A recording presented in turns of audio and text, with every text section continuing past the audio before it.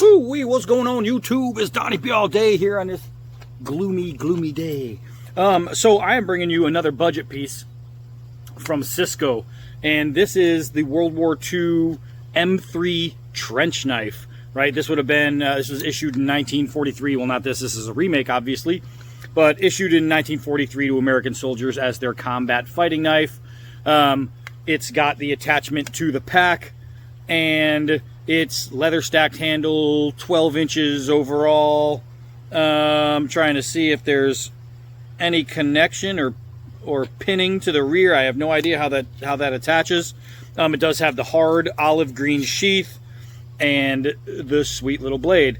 Now this is Szco, so of course, you know, obviously it's dirt freaking cheap, but they make really cool representations for anyone who collects old military knives. Having something like this, you know, displayed is really cool, man. I mean, people are going to come in and they're going to say, wow, that's really awesome. It's an old war knife. So that's really cool. Hold on. Damn dogs. So one of the things you'll notice by looking at this knife, if you've ever seen the Glock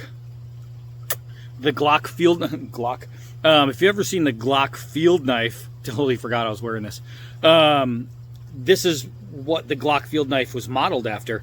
And the reason is because this was a great knife back in the day. Balance-wise, not the best for different things, but it works for combat, just straight up. If you're talking about stabby, slicey, no combat knife should have a gigantic pommel at the end, but they learned and they fixed that issue over time, and the Army stopped issuing knives like that. But altogether, it feels decently sharp, pretty good. The secondary edge seems a little less sharp than the main edge, but not in a like an overbearing way, like, oh my god, it's so dull. No, it still feels pretty sharp, and I'll tell you what, it's going to have penetrating abilities. I mean, beyond anything. This thing is just made to go in. That's what this knife is designed for. Stabbing. This is a thrusting knife. Bop. That's exactly what you're going to use this thing for, or collecting, you know what I mean? But that's what they were intended for in 1943, was close quarter combat, not so much a slasher, but more of a stabber. This is the thing when you're in fighting and you grab it when you got the guy on top of you and you just under his chin, or however you want to do it. But really cool. So how is it built? I mean, fit and finish is okay. It's decent. I mean, it's going to look a lot like an old weapon. You know, I mean, it's exactly what it looks like. It has that look. You know, it doesn't look like some brand new machine-made thing. It looks like a period piece outside of saying China on it. But we're going to find out if it at least holds up to something. We're going to find out, and if it breaks, I'll be sad for a minute, but I could always get a new one. But as far as the sheath is pretty good. I mean, as far as like a reproduction, the sheath is nice. It's hard. It looks like it's built the right way. It's got all the right colorations. So far, so good on that. But let's see if this knife can be used for anything other than displaying some kind of cool military paraphernalia. So we'll find out if it cuts, and I can guarantee it's going to stab. We just want to make sure it can stab without breaking. So that's going to be the main reason for this testing, is how strong is it? Is it a knife that you can actually use, or is it a knife that you can't use? It's just a collector piece. And so you don't have to find out. I'm going to do it for you. All right, so we're going to start with a balance. So I'm going to drop 4 feet from tip to stump.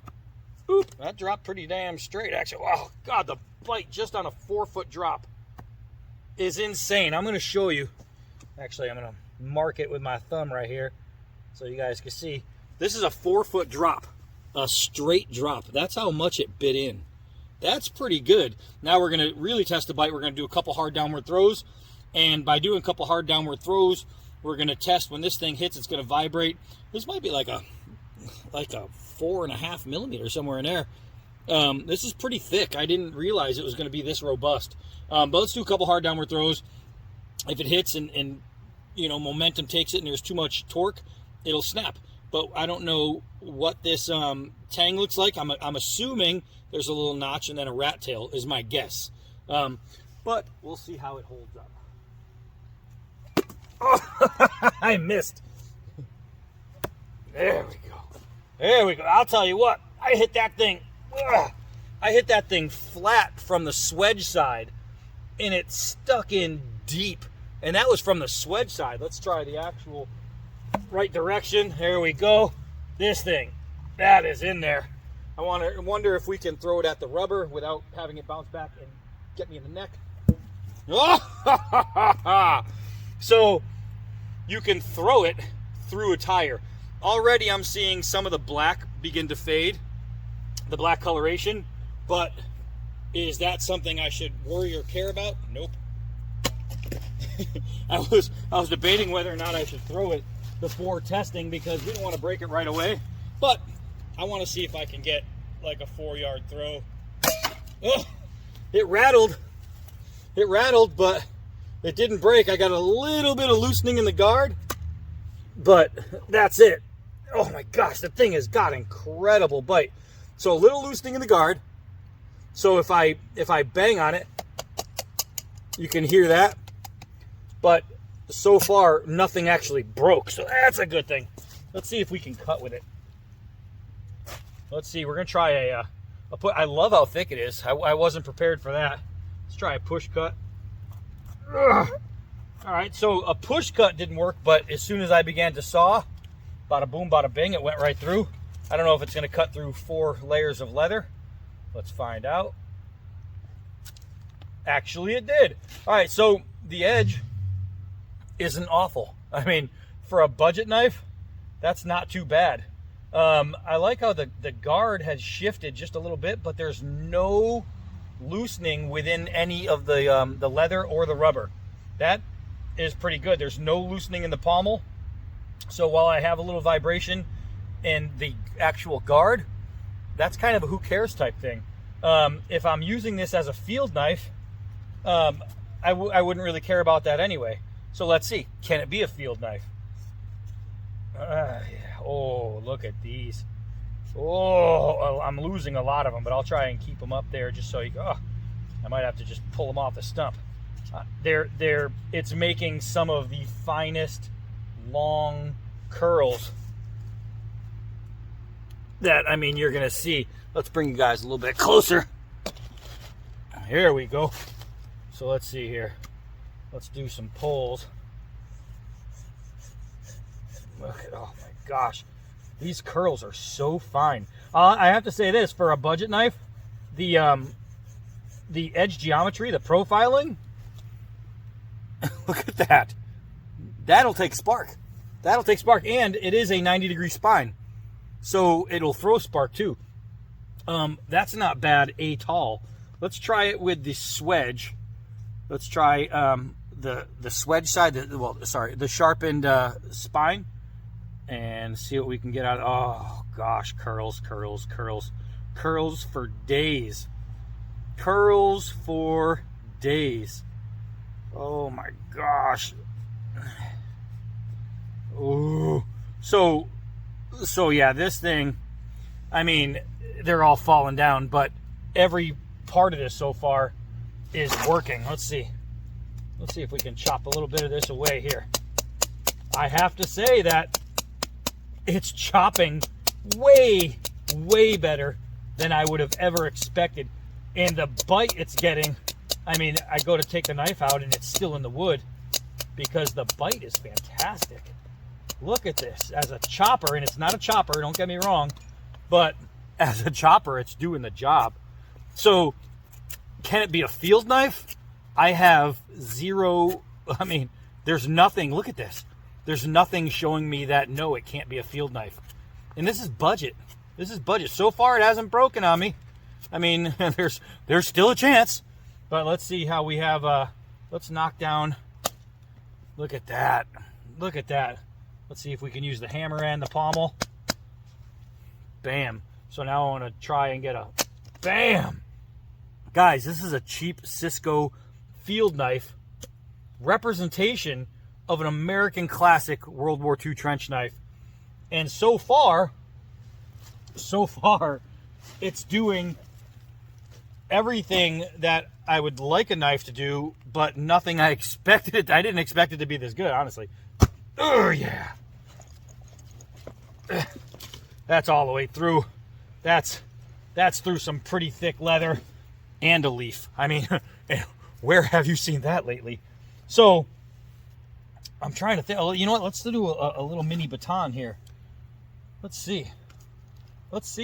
This is all knots. I mean, if you can't see that, then, you know, you aren't watching. You're in the other room.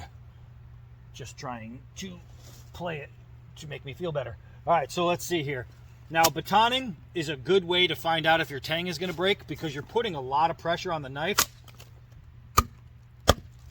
And so if the tang is going to break, it's going to break right here, especially going through this knot. And that was a serious knot to go through. That's a really hard, look at how many different twists there are in that thing. But there's no loosening. That feels tighter for some reason. Not bad. Let's do a little bit more. Look at how much, like, that's knotted right there. If you guys have never dealt with wood, like with knots, or if you have, you'll know exactly what that is. That's some serious knots right there. Serious knots. Ugh. You gotta be kidding me. Look at that. That's hard to go through. That's hard to go through. It strains any knife. So for this knife, a very, very inexpensive knife, to do that, that's pretty freaking impressive. Oh my gosh. It went all the way through and stuck into the stump. That was crazy. I told you it's stabby. I have to say, in the very short time, I have to find the dogs. In the very short time I've been using this, I like it so far. Hold on. All right, so we have a so far so good type situation going on right now. I'm going to end it with a good 5-yard throw, and if I miss the throw, it's a really good way to see if it's strong, because if it rattles something like this, it'll break. But who knows? Maybe I'll even get the throw. Let's see. 5 yards. World War II trench knife by Szco. M3 trench knife. Oh, that was close. Let's see. The good thing is nothing broke, nothing separated. Let me back up some more here.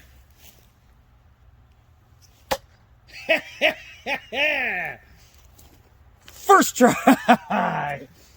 Oh wow, that's in there. All right, so I have to say, with the black, you know, the top layer of the black, and I think it was just the oil that gave it the dark look. So once the oil was removed, it kind of gave it that worn look. But I don't know if you guys are going to be able to see. But now it even looks more World War II. I have to say, I'm surprisingly impressed. The edge has 0 hiccups on it. 0. After batoning through knots. This is a Szco, right? Although I have to say, the Szco carbon buoy is still one of my favorites. I've had some really good luck with some Szcos. Have I gotten a bad Szco? Yeah, of course. I've got one that was kind of crappy. But for all in all, Szco has surprised me with some of their quality, even though it shouldn't. You know what I mean? It shouldn't be as good as it is for the price that it is and what it is. But this guy right here, is dope.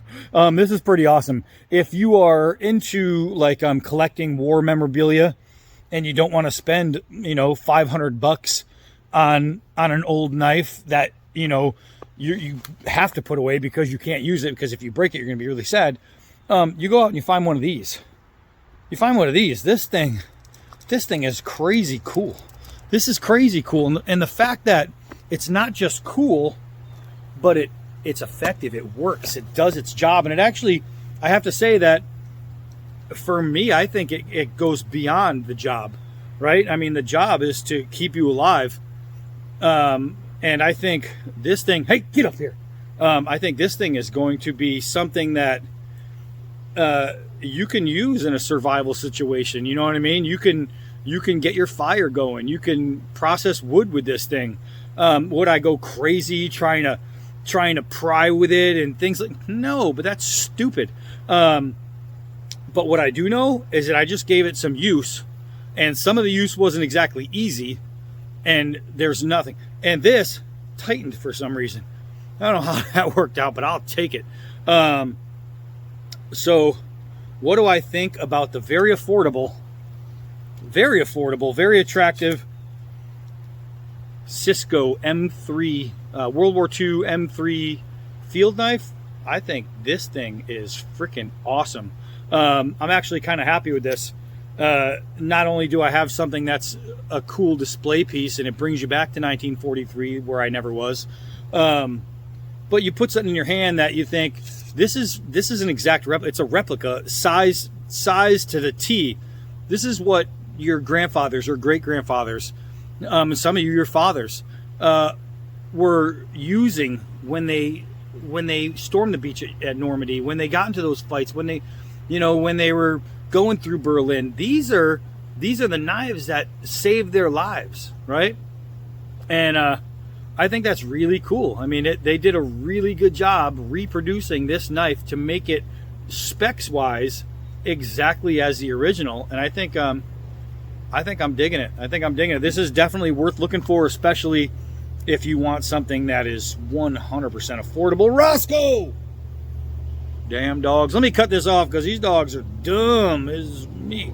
All right, that's it for this one, man. This is cool. Hi, I'm Donnie B all day. Until next knife.